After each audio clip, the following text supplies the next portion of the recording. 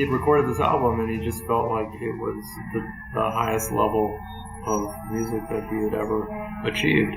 The week before he left for Africa, I do remember feeling like, that, this was something that could get a wider audience.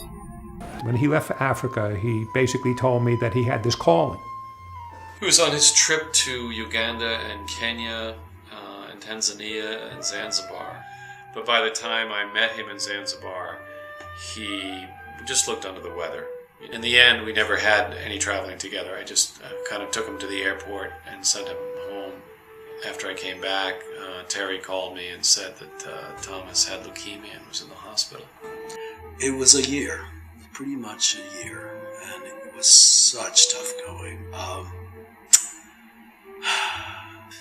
I think he was hanging on to life in a very tenacious way. He wanted to live. He wanted to play. He wanted to be part of life, and he did not go out willingly.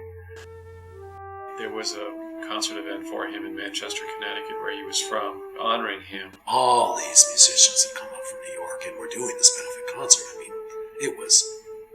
there were people turned away. It was incredibly emotional for me to hear him play with that much passion and energy when you knew that there wasn't much left.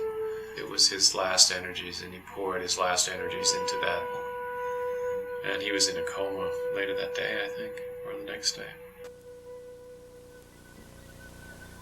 Everything was working toward this moment to play one last time, and he was resolute if this was the end. And so that's how I know he was at peace, and that he gave everything at the end. He gave everything for the music that he loved and for the people that he loved and that loved him.